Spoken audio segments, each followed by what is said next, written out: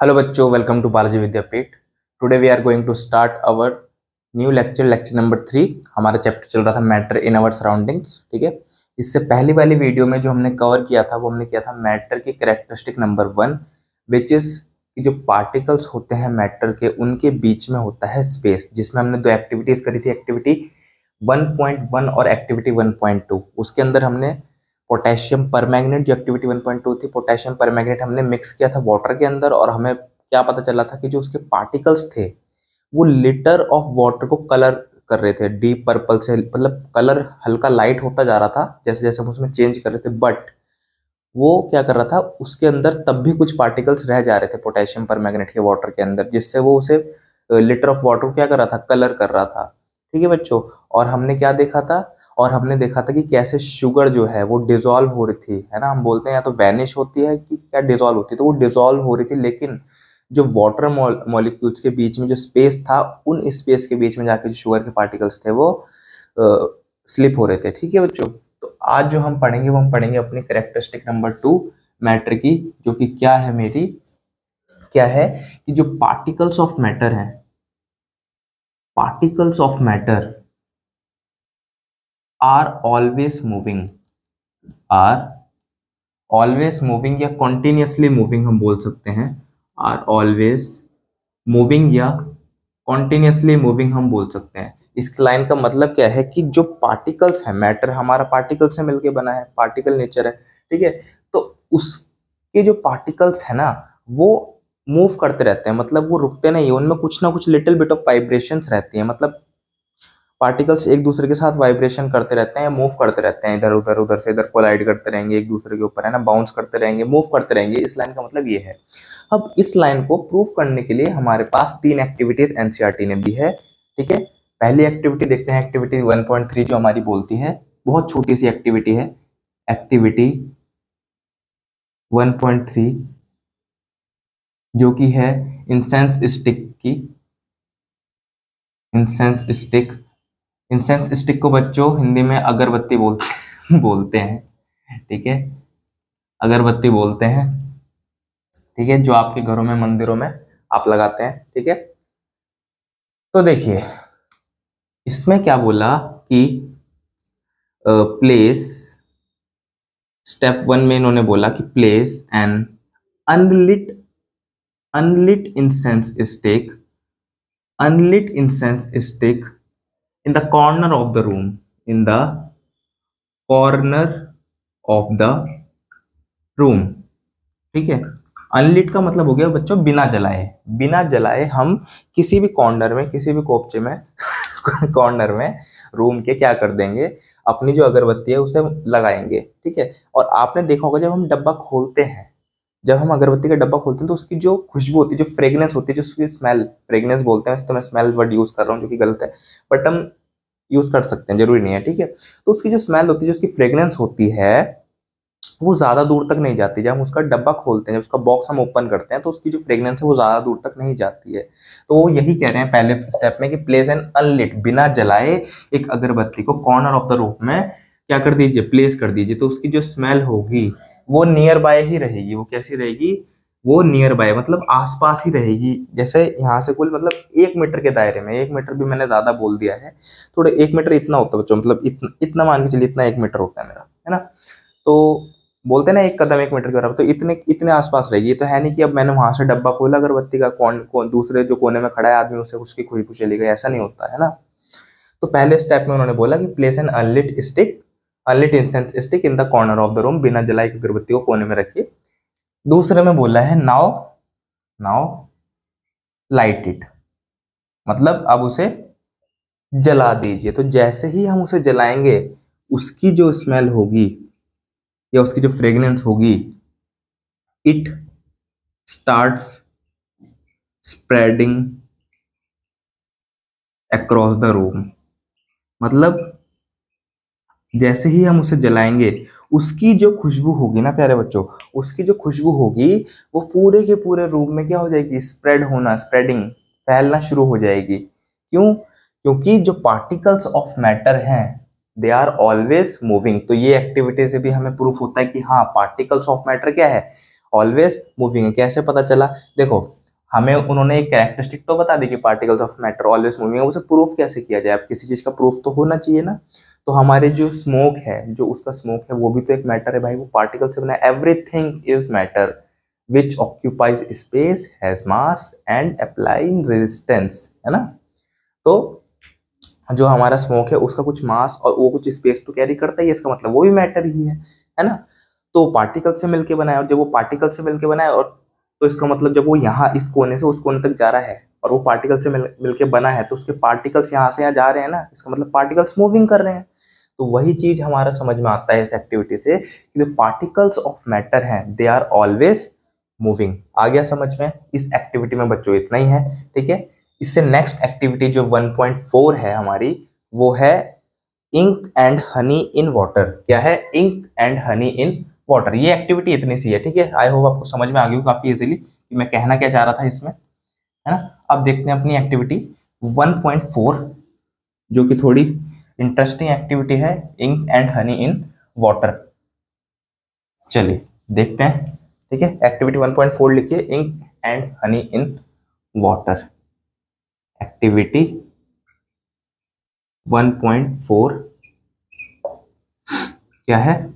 Ink and honey in water.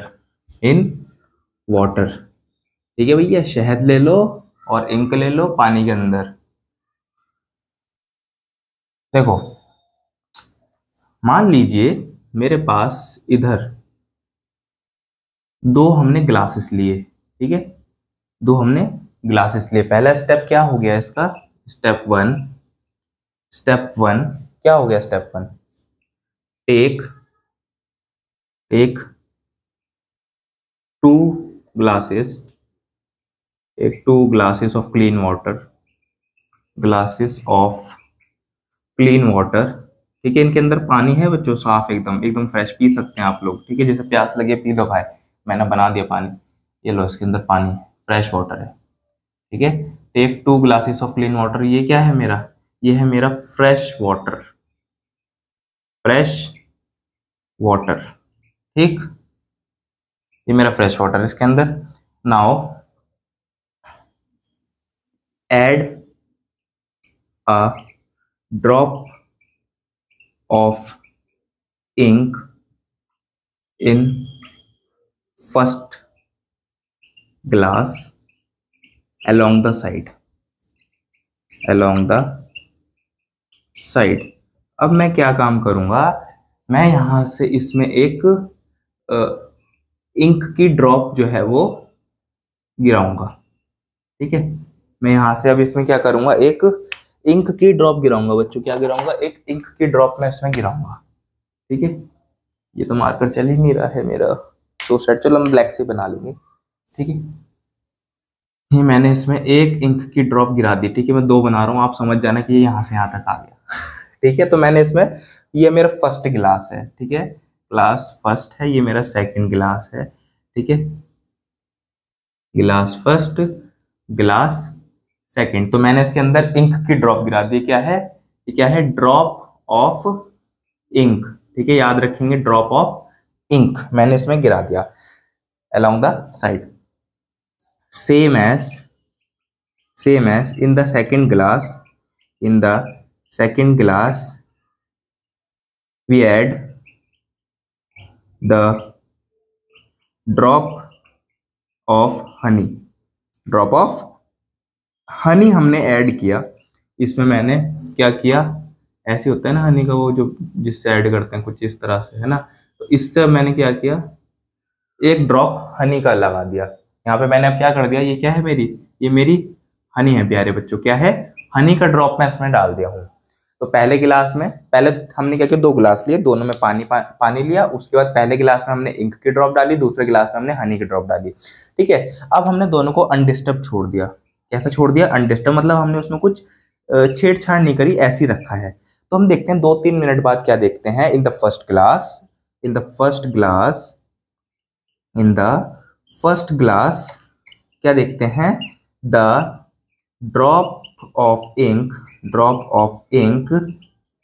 Spreads over the glass, spreads over the glass.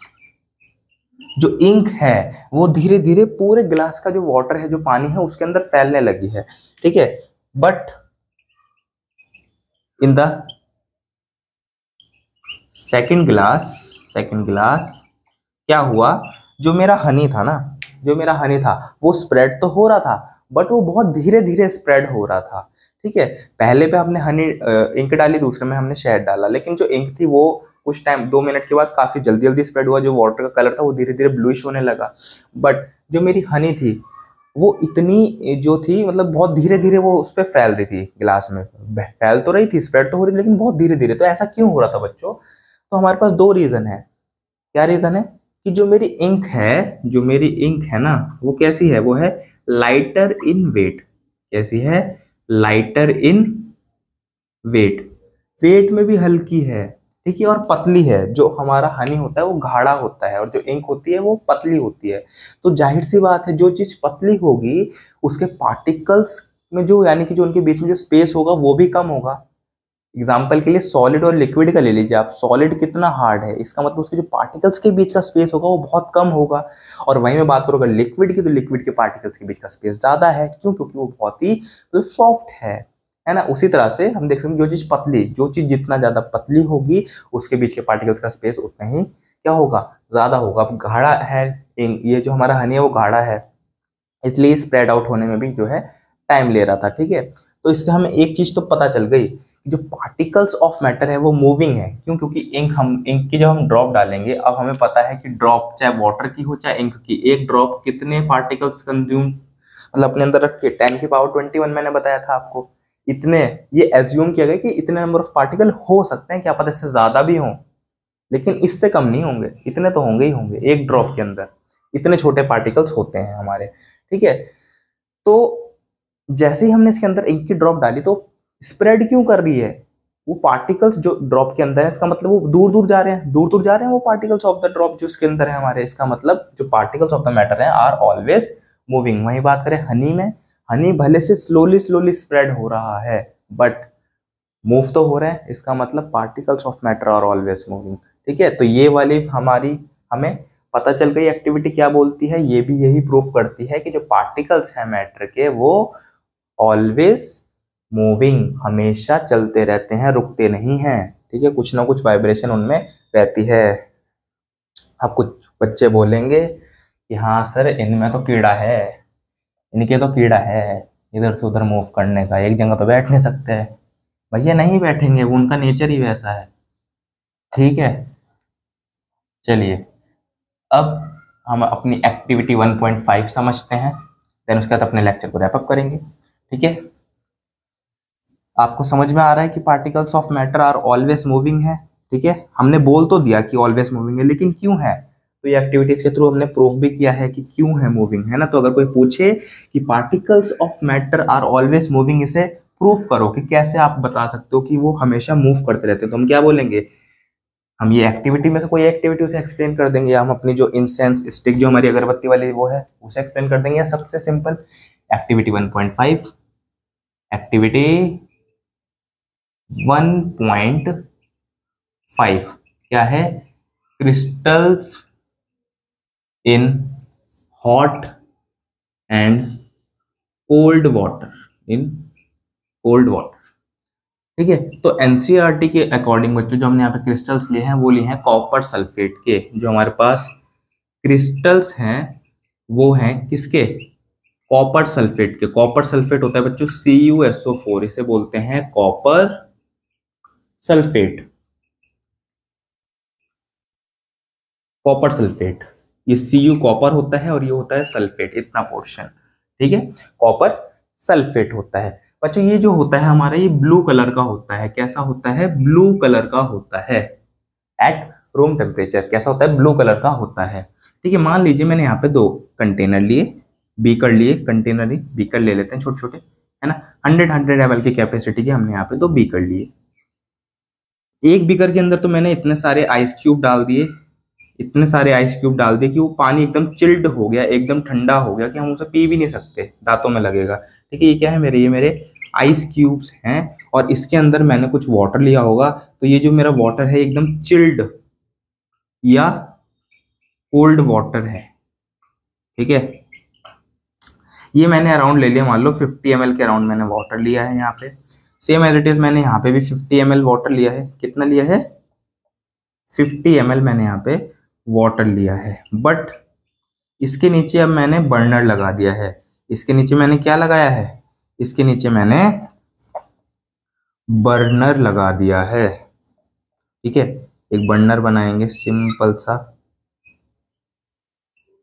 ठीक है, इसके नीचे मैंने क्या लगा दिया है? एक बर्नर लगा दिया है बच्चों। ठीक, ये लीजिए। तो ये जो वाटर है ये काफी हॉट वाटर है। कैसा वाटर है? काफी हॉट वाटर है। ठीक है, अब इसमें देखिए डिफरेंस क्या है। जब हम कॉपर सल्फेट के क्रिस्टल्स, मैंने 2 क्रिस्टल इसमें डाल दिए, कॉपर सल्फेट के 2 ही क्रिस्टल मैंने इसमें डाल दिए। ठीक है, अभी जरूरी नहीं है कि वो गोली हो, वो टेढ़े मेढ़े कैसे भी हो सकते हैं। क्रिस्टल्स की बात हो रही है बच्चों, उनकी कोई शेप मतलब फिक्स शेप नहीं होती। ठीक है, तो इसमें मैंने जब 2 क्रिस्टल डाले और उसके अंदर 2 क्रिस्टल डाले, ठीक है, तो ये दोनों ही किस कलर में हो गए?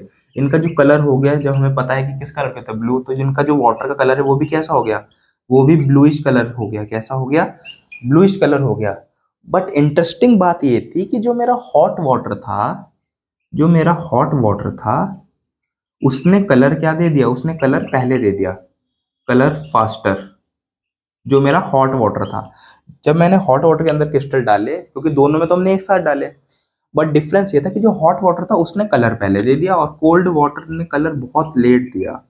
बहुत लेट से मेरा मतलब है कि 1-2 मिनट बाद दिया। ठीक है, 1 से 2 मिनट बाद दिया। ठीक, 1 से 2 मिनट बाद दिया। ठीक है, तो ऐसा क्यों हुआ? तो उसका रीजन है बच्चों कि जो हॉट वाटर है वो पार्टिकल्स की स्पीड को बढ़ाता है। मैंने आपको कल भी बताया था, जिससे हमारा पहले वाला लेक्चर था, कि जो हीट होती है, जितनी ज्यादा मेरी हीट जितनी ज्यादा होगी उतनी ज्यादा मेरी speed of particles of matter होगी। Speed of particles of matter होगी। ये पार्टिकल्स ऑफ मैटर होगी। जितनी ज्यादा हीट उतनी ज्यादा speed of particles of matter. जितनी कम हीट उतनी कम speed of particles of matter, है ना। आपको मैंने बताया था कि जब हम वाटर लेते हैं, वाटर अभी हम बॉईल नहीं कर रहे, वाटर हमने एक बर्तन में लिया, अभी वो शांत है।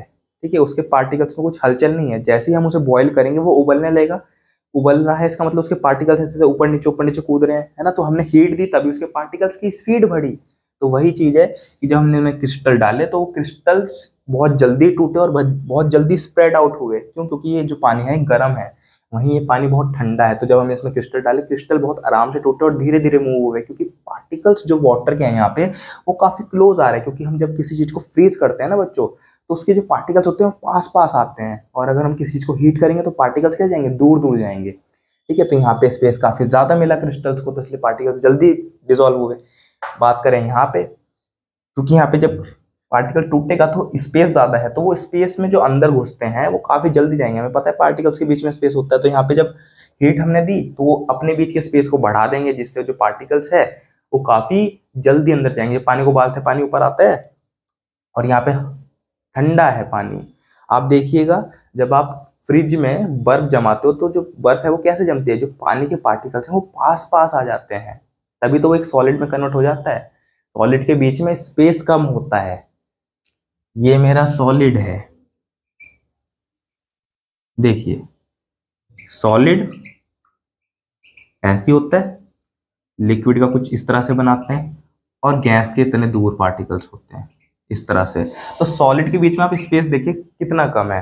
तो जब हम लिक्विड से सॉलिड बनाएंगे तो हमारा एक कंक्लूजन तो खत्म होता है यहीं पे, कि जब लिक्विड टू सॉलिड बनेगा, वाटर टू आइस बनेगा, तो उनके बीच के पार्टिकल्स का स्पेस कम हो जाएगा, तभी तो वो सॉलिड बनेगा।